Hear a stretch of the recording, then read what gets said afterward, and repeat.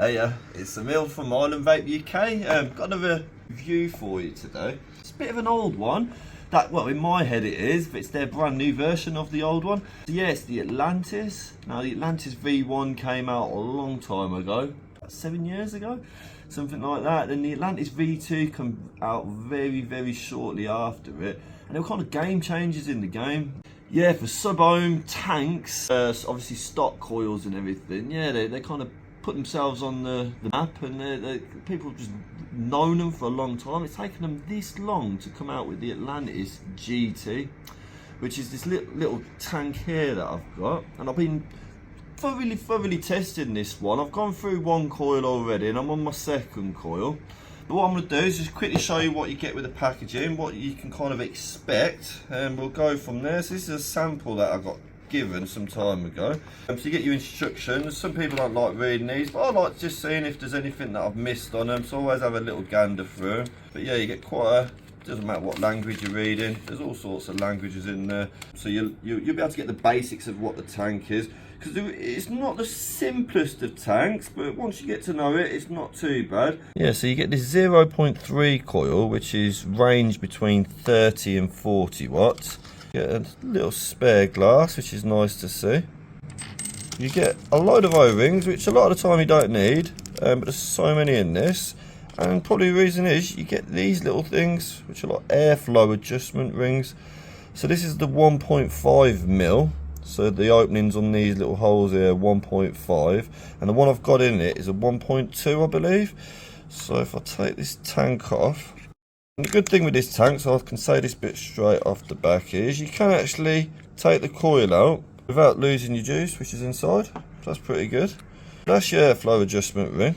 So as you can see, literally the coil pulls out from there, slots in that way round, so the larger diameter facing upwards on the tank and the smaller downwards. This coil that's in it, so the second coil we get in the tank, I know it goes up to 60 watts.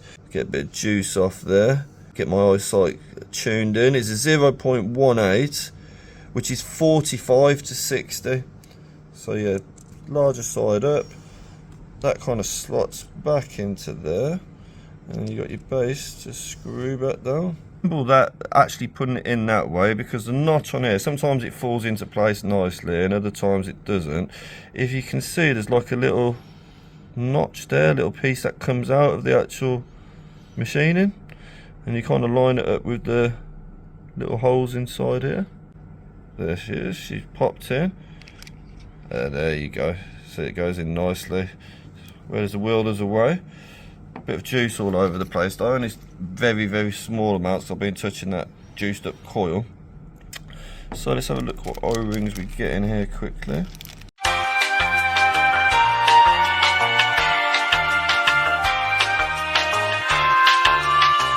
So let's just quickly pop this coil out, put it into this new airflow, line it up this way round. Where's the little notch? There's the little notch. And line it up with the little holes there, and it's clicked in. So you'll see it goes flush inside. Let's get this back on. Then you've got the airflow adjustment, which is that clicky bit, if you can see it. So now I've got the 1.5 in. It's a little bit bigger than the other one, which this one was a 1.2 for these diameter holes. So what it's enabling you to do is basically really fine tune your airflow. Well, I've got that pretty much wide open now with the 1.5. We've got some juice in there. Let's get this eye stick on, and I'll fill it up in 2 seconds. Let's have a quick vape. Hear that, the airflow? It wasn't a whistler. It was purring like a nice tuned exhaust. Yeah, the sound of it now, and the airflow on both airflow adjustments, actually, such a smooth kind of draw. No matter how you kind of click this airflow, I wish this airflow was a little bit easier to click, because sometimes the bottom bit, but once you get it going, you see you can like really click it around, and then depending on what airflow adjustment, depending on what coil, how you like it, a warmer vape or however, will determine. So when you twist this top piece around, it lifts up, and a little hole appears there for you to fill up.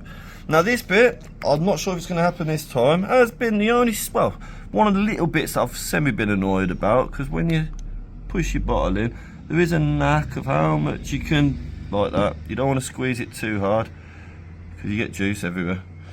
So you've got to just squeeze it just how she likes to be squeezed.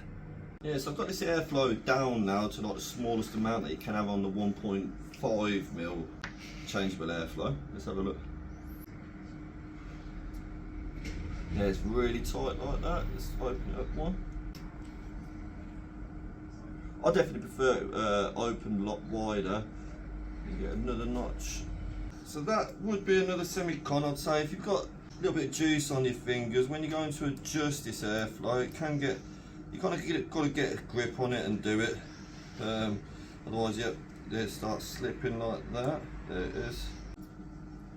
And what I remember, it's not 810.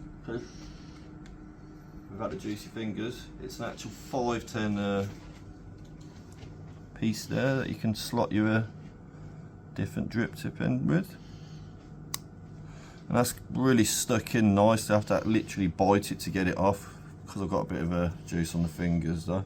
I know there's a extension glass you can get for it as well to make it so you can hold more juice. That's a pro as well, because 2mm in like a sub-ohm, even only at 60 watts, doesn't last too long.